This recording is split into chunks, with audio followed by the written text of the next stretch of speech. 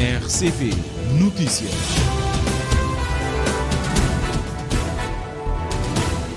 Em Cabo Verde, o relógio já marca 13 horas. Estamos iniciando o Jornal da Tarde da RCV para esta segunda-feira e abrimos com os principais títulos.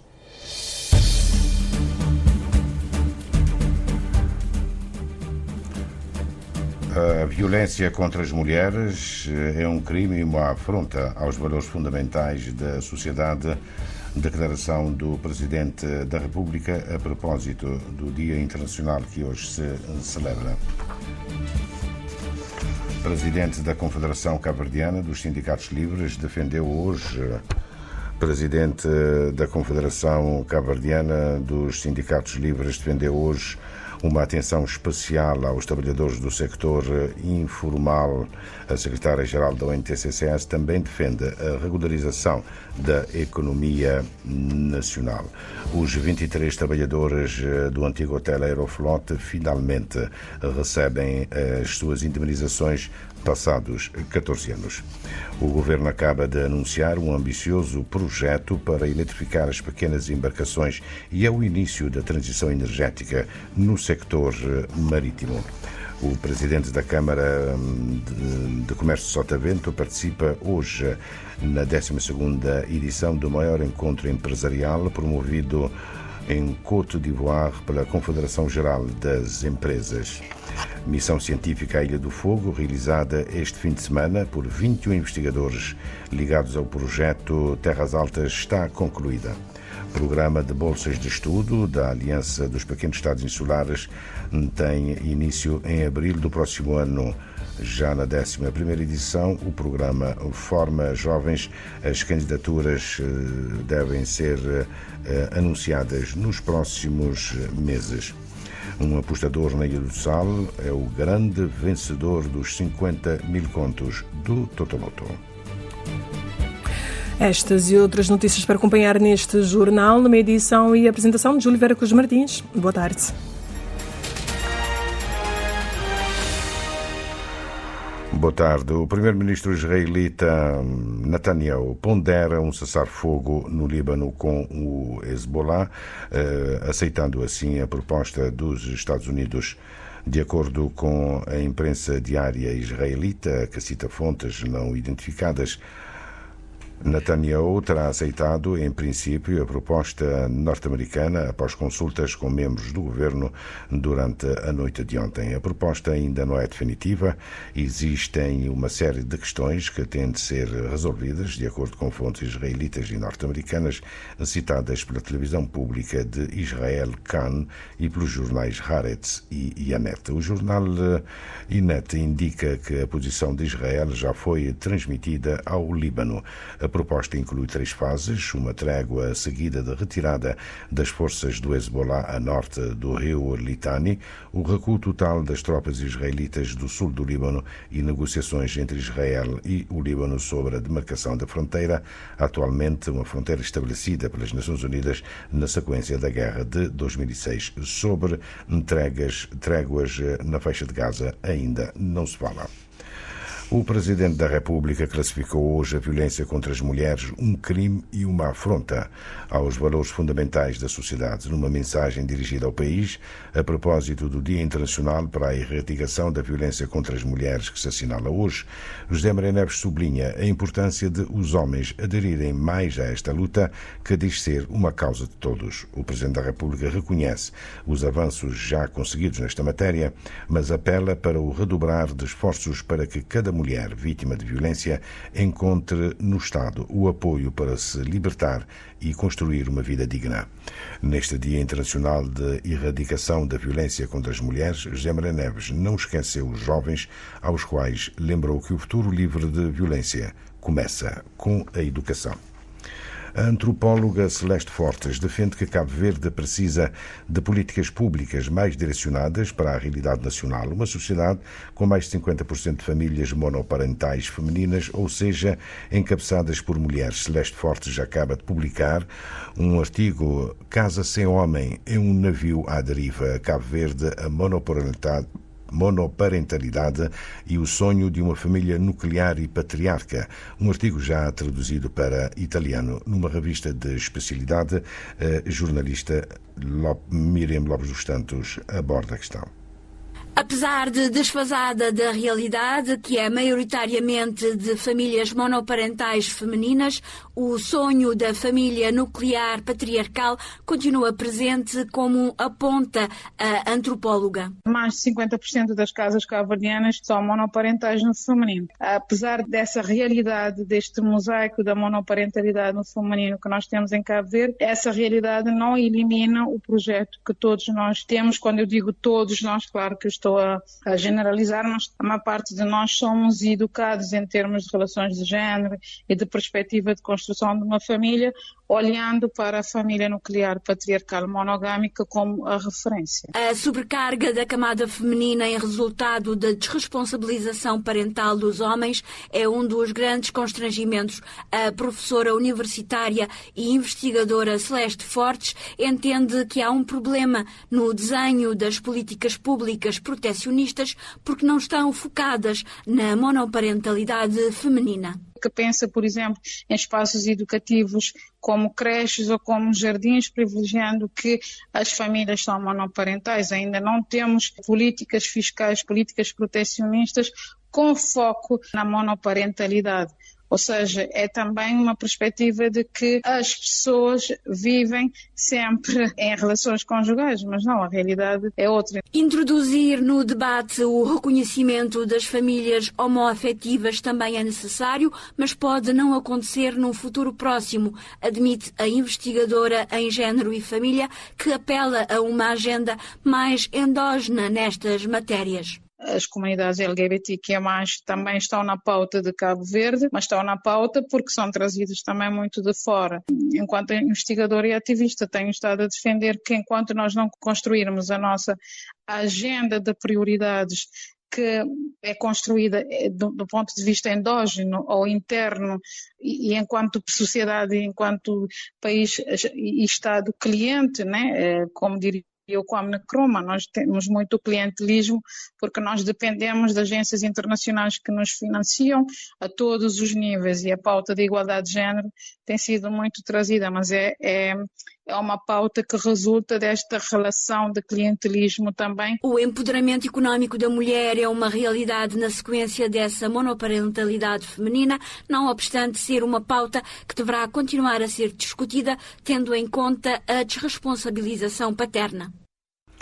O presidente da Confederação Cabo-Verdiana dos Sindicatos Livres defendeu hoje uma atenção especial aos trabalhadores do sector informal da economia. São milhares que não têm a cobertura sindical e da segurança social. Daí, sugere José Manuel Vaz, a necessidade de o problema ser resolvido.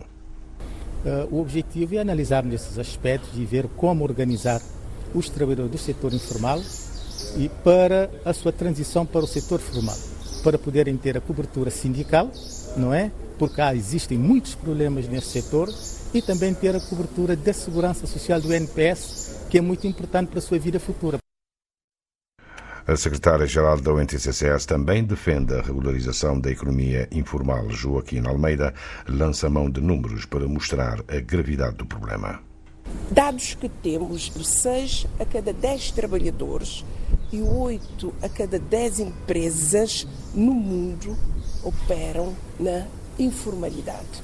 Daí que todos são chamados para esse fenómeno de sensibilização da informalidade para a formalidade. Preocupações com os trabalhadores do sector informal manifestadas pelos responsáveis das duas centrais sindicais. Reações que surgem a propósito da formação de formadores sindicais sobre transição da economia informal à formal, uma iniciativa do projeto Forma Empresa, desenvolvido pela Organização Internacional do Trabalho, com financiamento da cooperação luxemburguesa. Os 23 trabalhadores do antigo hotel Aeroflot, passados 14 anos, recebem já as suas indemnizações. São 72 mil contos, e dos 23 trabalhadores há um caso de falecimento, mas a família vai ser ressarcida. Moisés Évora, nos termos da lei.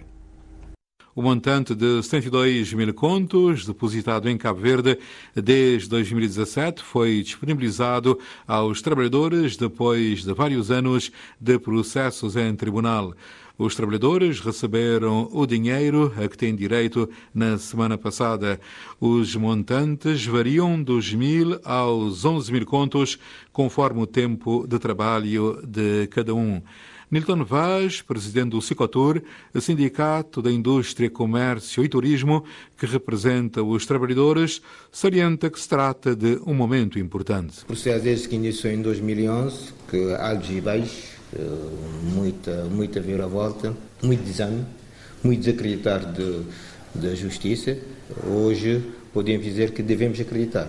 O pagamento inicial foi na terça-feira da semana passada e já está concluído. Estamos à espera só dos comprovativos, que o pagamento foi feito através do tribunal, só dos comprovativos do tribunal para podermos fechar o processo. Mas para nós é uma satisfação grande, tendo em conta é um montante grande, um montante bem grande, um montante chegou embora, tendo em conta que havia um desacreditar do sistema em si. Nilton Vaz adianta que foi uma luta devido à complexidade do processo. Isso esteve no Supremo há muitos anos, no Supremo após a primeira decisão na instância, que foi ao Supremo Tribunal, e hoje a venda do hotel em si realizou em 2017, aquilo que criou um certo descontamento nos trabalhadores. Houve algumas entrevistas por parte de alguns trabalhadores. Eu, por minha parte, desde que estou cá, acreditei que a decisão seria a favor dos trabalhadores, tendo em conta todas as condições que havia na altura.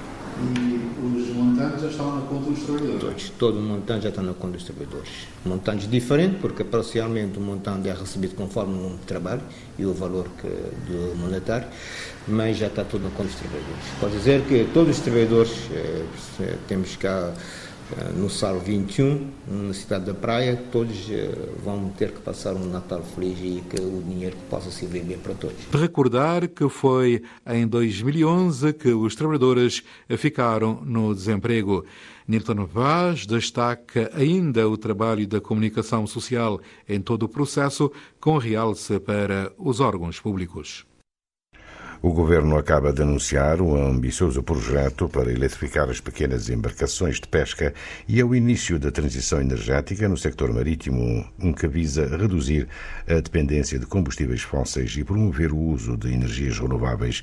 Apresentado hoje de manhã pelo Ministério da Indústria, Comércio e Energia, o projeto, com a duração de 4 anos, tem um custo aproximado, Dina Almeida, de $300 milhões.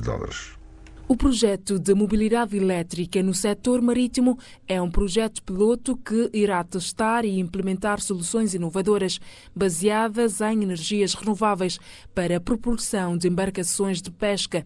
A ideia, explica o Ministro da Indústria, Comércio e Energia, Alexandre Monteiro, é instalar painéis solares e baterias nas comunidades pesqueiras, permitindo que as embarcações sejam carregadas com energia limpa e totalmente elétrica. Esse é um projeto que estamos a começar pelas pequenas embarcações de pesca, de levar a mobilidade elétrica também ao mar, portanto, aos transportes marítimos e portanto, a todas as frotas marítimas. Portanto, são motores elétricos e, paralelamente, também o programa prevê desenvolvimento de infraestruturas renováveis nas comunidades pescatórias, portanto, painéis solares, baterias e infraestruturas de recarga que transporta a energia solar à energia elétrica que aciona os motores dessas pequenas embarcações. Portanto, em vez de estarem a funcionar com combustíveis fósseis, passam a funcionar com energias limpas, renováveis. Uma iniciativa que traz diversos benefícios para o país,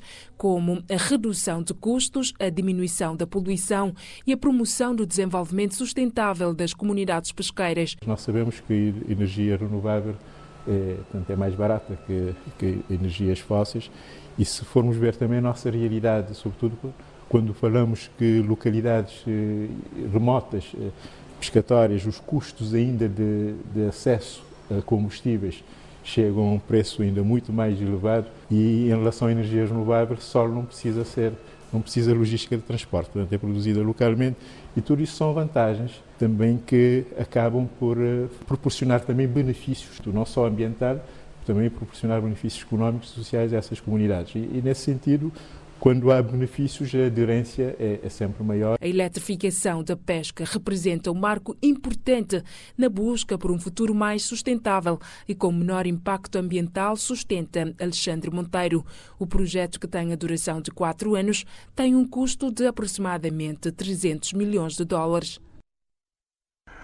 O presidente da Câmara de Comércio de Sotavento participa como convidado na 12ª edição do maior encontro empresarial promovido pela Confederação Geral das Empresas de Côte d'Ivoire e que tem lugar hoje e amanhã em Abidjan. O tema central: que tipo de indústria de serviços é necessário para impulsionar o desempenho das economias africanas. Marcos Rodrigues defende que o tema, por si só, traduz os desafios que o continente africano tem pela frente. A África tem matérias-primas quanto basta, que alimenta todos os outros continentes e tem grande déficit, efetivamente, de produção.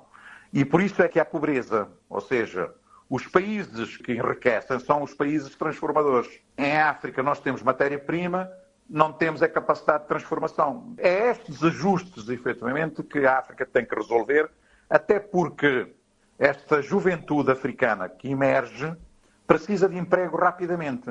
E a única área onde nós podemos empregar mais é na área da transformação industrial. Ou seja, a indústria é uma atividade emergente, é a reindustrialização, se podemos chamar, dos países africanos. Mas a industrialização deve ser assente num paradigma de modernidade, pondo de lado o que está a ser descontinuado nos Estados Unidos e na Europa. Tem que ser, efetivamente, uma emergência dessas novas oportunidades. Ou seja, a indústria 3.0 já não interessa à África, não deverá interessar à África. A África deve apostar, sim, nas indústrias 4.0, que fará, efetivamente, a utilização da inteligência artificial, da robotização e aproveitar para criar uma indústria emergente. Se for aceitar aquilo que a Europa e os Estados Américos estão a descontinuar para fazer a sua atividade industrial, continuará a ser um grande importador e o mercado será um mercado de consumo, o mercado consumidor. Então, a alteração desse paradigma, e isso também está na agenda da discussão que nós vamos ter em Abidjan, é compreender efetivamente como fazer uma nova integração para o desenvolvimento, rompendo efetivamente com paradigmas do passado, que era trazer sempre tecnologias obsoletas, ou tecnologias que eram descontinuadas em vários países, para a África engajar o seu desenvolvimento. O presidente da Câmara de Comércio de Sotavento defende que a África deve seguir o caminho da igualdade de oportunidades do ponto de vista do desenvolvimento industrial. A audição do jurista Miguel Semedo, indigitado pelo Governo para exercer o cargo de Presidente do Conselho de Administração da Autoridade da Concorrência. A audição pela primeira e terceira comissões foi cancelada.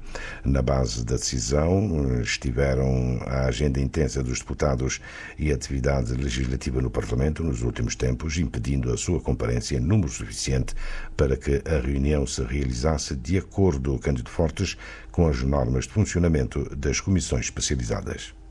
Pós-graduado em Logística e licenciado em Direito, Miguel Semedo foi indigitado pelo Governo para exercer o cargo de Presidente do Conselho de Administração da Autoridade da Concorrência, sucedendo a Emanuel Barbosa, antigo deputado do MPD, que foi nomeado para essas funções em setembro de 2022, sendo uma audição conjunta a Comissão Especializada dos Assuntos Constitucionais, Direitos Humanos, Segurança e Reforma do Estado, a primeira comissão, e a Comissão Especializada de Economia, Ambiente e Ordenamento do Território da Assembleia Nacional, teriam que elaborar uma deliberação pronunciando sobre se o auditado reúne ou não as condições para exercer as funções para as quais foi proposto pelo Governo. Para tal, de acordo com o regimento das comissões especializadas, era necessário, neste caso, a participação de 12 deputados, mas diz a Presidente da Comissão Especializada dos Assuntos Constitucionais, Direitos Humanos, Segurança e Reforma do Estado, Carmen Martins, a intensa agenda dos deputados nos últimos tempos terá impedido a sua participação em número suficiente.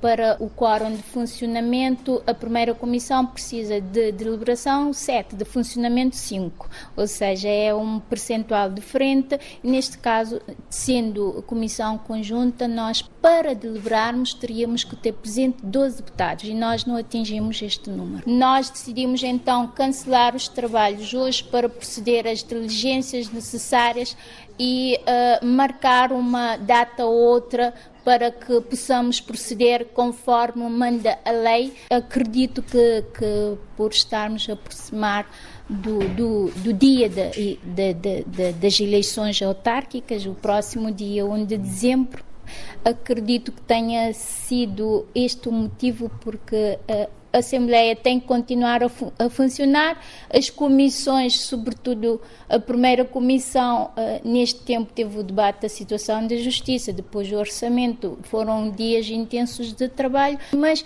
eu digo desde já que eu senti alguma dificuldade neste período de eleição. Não quer dizer que não funcionaram, mas não a fluidez que costuma ser o habitual, e a prova disso está a ver, é hoje, nesta reunião, que nós não conseguimos avançar. A Autoridade da Concorrência é uma entidade independente que foi criada em 2022 com a missão de assegurar a aplicação das regras de defesa da livre concorrência nos setores público, privado, cooperativo e social, visando assegurar a afetação de recursos, o funcionamento eficiente dos mercados e a salvaguarda dos direitos dos consumidores. Miguel Semedo vai substituir o deputado Emanuel Barbosa, que já está no Parlamento. A missão científica à Ilha do Fogo, realizada este fim de semana por 21 investigadores ligados ao projeto Highlands, Terras Altas. A missão está concluída. Em conversa com a jornalista Anabela Varela, mostraram-se os investigadores da América Latina e da Europa, mostraram-se fascinados com o que viram e já começam a pensar em parcerias que vão além do estudo da relação entre as zonas altas e a comunidade, mas também, por exemplo, na área da viticultura. Recebe até 2 de dezembro uma delegação de 22 investigadores do projeto Highlands 3, que se dedica ao desenvolvimento sustentável e inclusivo nas terras altas. Financiado pela União Europeia, o projeto visa promover a co-inovação através de sessões de investigação e troca de ideias. Este fim de semana, a delegação esteve na Ilha do Fogo para marcar os 10 anos da última erupção vulcânica e explorar particularidades da região. Mais de 20 investigadores, acompanhados por dezenas de estudantes, visitaram Chã das Caldeiras, a localidade mais alta da ilha. Fernando Ruiz Peiré, coordenador do projeto Highlands 3 na Áustria, declarou estar profundamente impressionado com o que viu. O fato da erupção vulcânica há 10 anos e a população local ainda morando em um lugar mostra uma resiliência dessa população que é exemplar.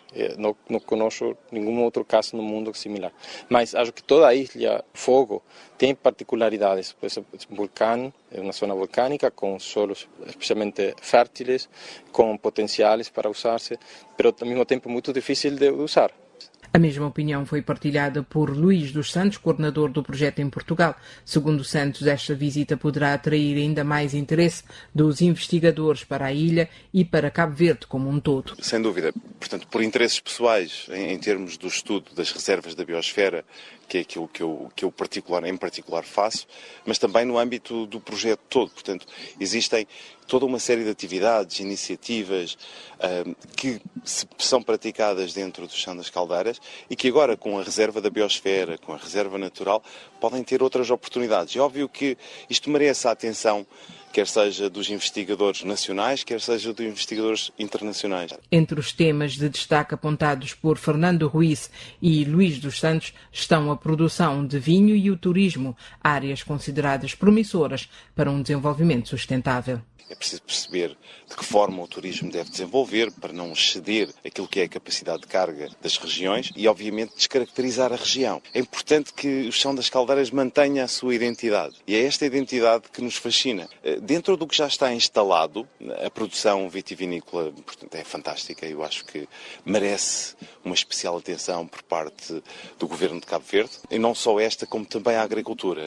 Para os investigadores que conversaram com a RCV, esta primeira experiência em Cabo Verde tem grande potencial para atrair diversas outras instituições e projetos no futuro. O programa de bolsas de estudo da Aliança dos Pequenos Estados Insulares tem início em abril de 2025. Já na 11ª edição, o programa forma jovens profissionais em questões relevantes de direito, política e ciências ancoradas às alterações climáticas, mas os oceanos e desenvolvimento sustentável. A candidatura às bolsas de estudo vai ser anunciada nos próximos meses no site oficial da Aliança dos Pequenos Estados Insulares. A coordenadora do programa, Angélique Pompenot, esclarece em entrevista à jornalista Nani Vaz que a submissão às bolsas de estudo é feita através do ponto focal da Convenção Quadro das Nações Unidas sobre mudança do clima em cada país. Enquanto cidadãos do Estado-membro, os jovens cabo-verdianos vão ter também a oportunidade de se candidatarem à referida bolsa. Os resultados do programa têm sido positivos. A fiança coordenadora do programa de Bolsa de Estudos da Oasis, Angélique Pompenot, e a próxima graduação está agendada para 2025, diz esta responsável. Capacity Building Program, Temos agora antigos bolseiros que são coordenadores de áreas temáticas em negociações e que trabalham no sistema das Nações Unidas, alguns dos quais foram ministros dos seus governos, pelo que se trata realmente de um programa de reforço das capacidades individuais e estamos ansiosos para dar as boas-vindas ao próximo grupo de AOSAs. Esperamos que a janela de candidaturas comece muito em breve e que possamos recebê-los em abril de 2025. Outros requisitos que os jovens devem preencher para acederem à bolsa são idade entre 25 e 32 anos, formação superior, ter entre 1 a 3 anos de experiência profissional e proficiência na língua inglesa, diz Angélique Pompenot. Cabo Verde agora tem um bolseiro, a Kathleen, e aconselha seus participantes a ficarem atentos às redes sociais e ao site para informações sobre o período de candidatura. Foi enfatizado que o processo de candidatura deve ser feito através da missão em Nova Iorque e os candidatos devem manter contacto com o ponto focal da Convenção Quadro das Nações Unidas sobre a mudança do clima e a missão em Nova Iorque. O processo de candidatura inclui a submissão de um currículo vitae e um breve formulário de candidatura. Os bolseiros deste ano, 2024, participaram na Conferência das Nações Unidas sobre as Alterações Climáticas, COP29, que aconteceu em Baku, Azerbaijão, onde receberam os seus certificados. Os futuros bolseiros vão ter a oportunidade de, durante o ano, estudar em Nova Iorque questões sobre negociações climáticas. Um apostador, Carlos Santos, da Ilha do Sal, é o grande vencedor dos 50 mil contos do Totoloto. Trata-se de um jovem que jogou na agência número 35 da cidade de Espargos. Nilton Vaz, responsável da agência premiada, deseja boa sorte ao vencedor. Uma reportagem do jornalista Moisés Zebra. Sorte grande para um apostador da Ilha do Sal. Recebe 50 mil contos do Totoloto, uma aposta na agência 35 na cidade de Espargos. A Rádio de Cabo Verde já abordou Nilton Vaz, ele que é responsável da referida agência. Adianta que é um bom montante e deseja boa sorte ao apostador. Após a revolução dos jogos foi a primeira bolada, porque há tramos legais que a Cruz Vermelha é a pessoa mais indicada para responder o regulamento. Eu sou o agente do Cruz Vermelha, mas para nós é uma situação que o PRAM ficou na Ilha do Sal e a nossa agência foi a agência onde que o apostador apostou. E eu acho que é um montante para festejar também. Como a gente tem notado uma certa ansiedade no pessoal em querer apostar, porque toda a gente quer mudar de vida, né? E ganhar uma bolada de 50 mil é um dinheiro grande. É um apostador do Sal, um jovem, eu acho que é só isso que temos a dizer e desejar que ele possa desfrutar do dinheiro e que esteja bem. É muito dinheiro, é uma prenda de Natal grande para esse indivíduo. Eu acho que a Cruz Vermelha está de parabéns pela transformação que fez dos jogos, o vencedor está de parabéns e que possa haver mais sorriso nos próximos meses e nos próximos anos. De recordar que bons montantes do Totoloto têm sido ganhos também por apostadores na Ilha do Sal. Não é o primeiro caso. Contas feitas, 50 mil contos, deduzidos os 20% para as finanças, o apostador Carlos Santos vai receber 40 mil contos, ainda assim uma boa quantia. Fim de linha neste Jornal da Tarde.